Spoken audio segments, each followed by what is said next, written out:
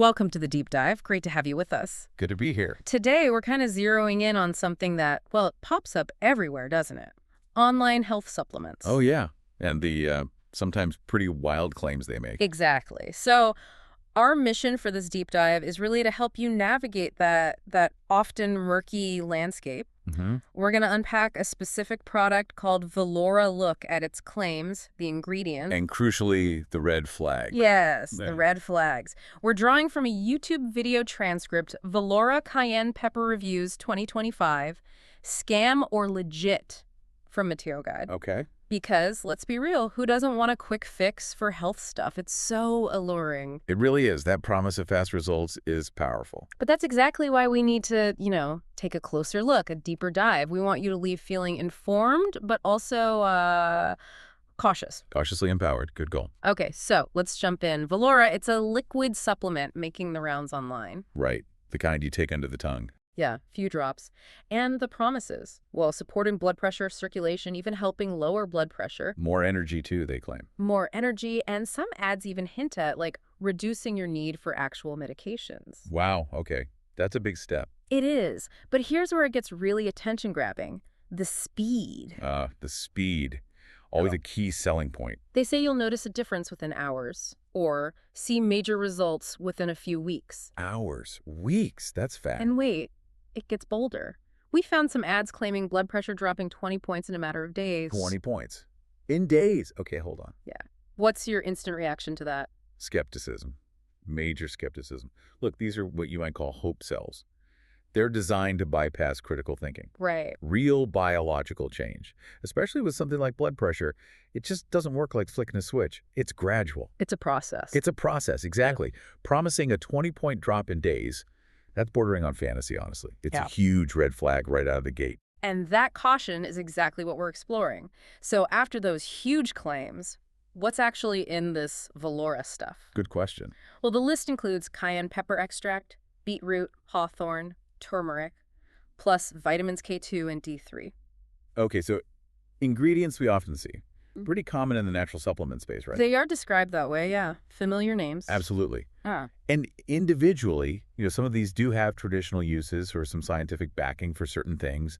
Cayenne for circulation, beetroot for nitric oxide, hawthorn for heart stuff, turmeric, inflammation. So they're not just random things. Not random, no. Oh. But here's the thing, and this is crucial.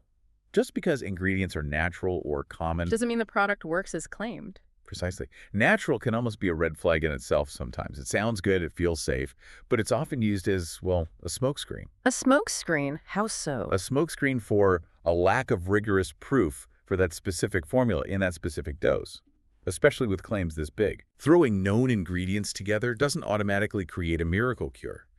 Real science needs specifics, dosages, extracts, proven combinations.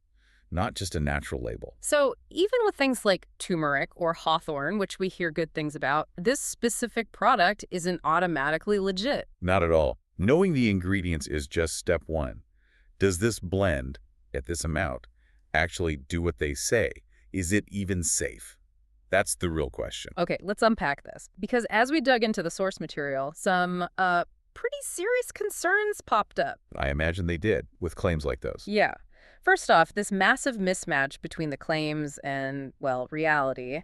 The source explicitly states, blood pressure dropping 20 points in a matter of days don't really line up with how health and medicine work in real life. It makes sense. Our bodies just don't tend to have those kinds of dramatic, instant shifts in a healthy, sustainable way. And trying to force that kind of change quickly could even be risky, right, if you're not under medical care? Absolutely. Could be dangerous. Okay, so that's concern number one.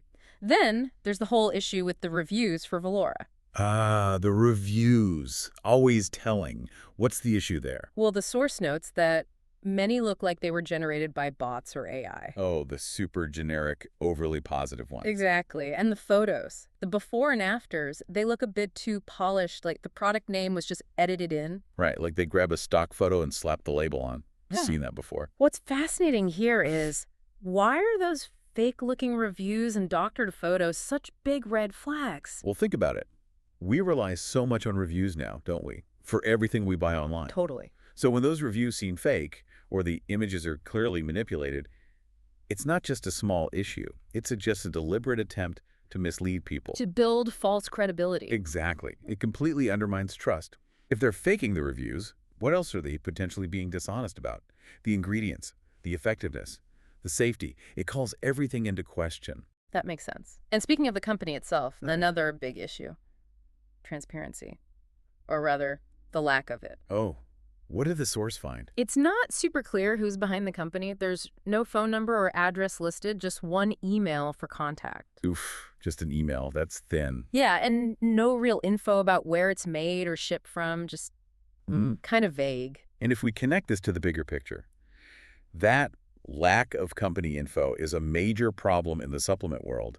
Accountability matters. How so? Well, supplements aren't regulated like drugs. So knowing who makes it, where it's made, having clear contact info that's basic consumer protection. Right. Without it, how do you verify quality control? How do you track where it came from? What if there's a problem? Who do you even contact? It leaves you totally exposed. Especially when it's something you're, putting in your body. Precisely. It's a significant risk. And the red flags don't stop there. The Velora website itself raised eyebrows. Let me guess. Suspiciously new. You got it. The source highlighted it was only just registered recently and already has thousands of glowing reviews. Thousands on a brand new site. Yeah, that doesn't add up. The source flags that specifically. How does that even happen organically? It feels impossible. It strongly suggests those reviews aren't genuine. It ties back to the AI bot review issue. And all of this together led the source to mention a certain vibe, a dropshipping operation vibe. Ah, okay. So the feeling is they're not actually making this product. Yeah, like maybe it's just a generic supplement that they've put a new label on and are selling online. No unique research, no direct manufacturing. And we connect this to the bigger picture again. These flags aren't isolated incidents. They paint a consistent picture of a potentially unreliable, maybe even deceptive operation. Unrealistic claims, fake-looking reviews, hidden company, brand new site full of praise, drop-shipping feel. Is a pattern. It's a common pattern you see with questionable online products. They build this illusion of credibility and urgency to get you to buy quickly without giving you the real information you need. Which really highlights why you need to be so skeptical. Deeply skeptical. Yeah, and investigative. So what does this all mean? Let's shift focus to the implications for you, the listener, when you see products like this. Okay, the practical takeaway. The source material was really clear on the core advice. What's the #1 thing to do? Talk to your doctor. Always. Right.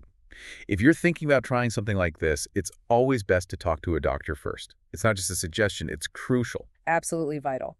Your doctor knows you, your health history, other meds you're taking. They can give personalized, evidence-based advice. They can spot potential dangers or interactions. And building on that, the source stressed another key point. Natural doesn't always mean safe. Yes, this is so important, especially if you're already on medication. Why is that natural label potentially tricky? Because natural things can still interact with drugs. They can still have side effects. They can be unsafe for people with certain conditions. It's not a free pass. It creates a false sense of security sometimes. Exactly. Yeah. Very misleading one in the supplement world. This raises an important question then. How can people effectively evaluate all this health info online? It's overwhelming. It really is. And it goes way beyond just glancing at reviews. You need to ask critical questions. Like what? Like, where's the independent proofs? Not just testimonials, but actual studies. Who's making the claims? What's their motive? How transparent is the company? Can you easily find out who they are and where the product is made? So, developing a critical filter for information. Precisely. Moving past the flashy marketing, past those glowing but maybe fake reviews, you need to look deeper. And ultimately. Ultimately, your doctor or another qualified healthcare professional should be your primary guide. Their advice is the most reliable safeguard for your personal health decisions. That's a really strong point to land on. It wraps up this deep dive nicely, I think. We've looked at Velora, its claims, the ingredients, and importantly, those significant red flags our source pointed out. Yeah, the fake reviews, the lack of transparency, the unrealistic promises. And the core message really is about being informed, being cautious, especially with supplements promising the moon really fast. Your health is just too important for unverified claims. Definitely. And maybe a final thought for listeners. Think beyond just Velora. How often do you see these kinds of claims, these marketing tactics, online? All the time. Right. So the question to mull over is, What strategies can you start using consciously to better assess these claims? How can you protect your health in this really crowded, sometimes deceptive information space? Developing that healthy skepticism. Healthy skepticism and a commitment to continuous informed learning. That's your best defense.